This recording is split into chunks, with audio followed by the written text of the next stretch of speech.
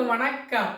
அதாவது ஒரு சின்ன பதிவு என்னன்னு கேட்டிங்கன்னா, இந்த காலகட்டத்தில் நம்ம உற்றார், உறவினர், பெற்றோர், சகோதரி, சகோதரன், நண்பன் யாருக்கிட்டேயும் நம்மக்கிட்ட இருக்கிற ஒரு முக்கியமான விஷயத்தை வெளியில் சொல்லக்கூடாத விஷயத்த சொல்லவே கூடாது.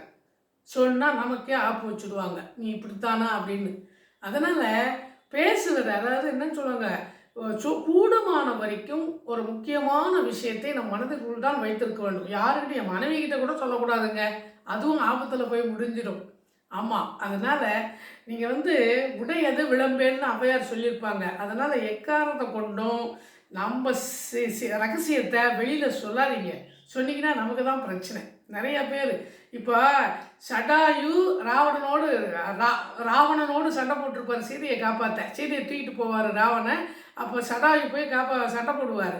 ராவணன் தந்திரமாக கேட்பான், உன் உயிர் எங்கே இருக்குது, என் உயிர் இறகுல இருக்குன்னு உண்மையை சொல்லிடுவார். அதே சடாயு ராவணனை கேட்கும்போது ராவணன் சொல்லுவான், என் உயிர் காலில் கட்ட விரலில் இருக்குன்னு. கட்ட விரலை வெட்டிடுவார் சடாயு. ஆனால் அவர் ரெக்கையை வெட்டிடுவான் ராவணன். ராவணன் போய் சொல்லி அங்கே இருக்குது உயிர்னு சொல்லி ஏமாற்றிட்டான். ஆனால் சடாயு உண்மையை சொல்லிட்டாரு. உண்மையை சொன்னவனுக்கு என்ன ஆச்சு பார்த்தீங்களா? அதனால் கூடுமான வரைக்கும் நீங்கள் நல்ல விஷயம், எந்த விஷயத்தையும் சொல்லக்கூடியது சொல்லுங்கள், எல்லா விஷயத்தையும் சொல்லாதீங்க. ஏன்னா நமக்கே எதை சொல்லணும் எதை சொல்லக்கூடாதுன்னு அந்த நேரத்தில் தெரியாமல் சொல்லி வைப்போம். நம்ம நண்பன் தானே, நம்ம உறவு தானேன்னு சொல்லி வைப்போம். ஆனால் அது நமக்கு ஆபத்தில் முடிஞ்சிடும். கூடுமான வரைக்கும் உஷாராக இருங்க. என்ன நான் சொல்கிறது? பிடித்திருந்தால் லைக் பண்ணுங்கள், ஷேர் பண்ணுங்கள். சந்திப்போம்.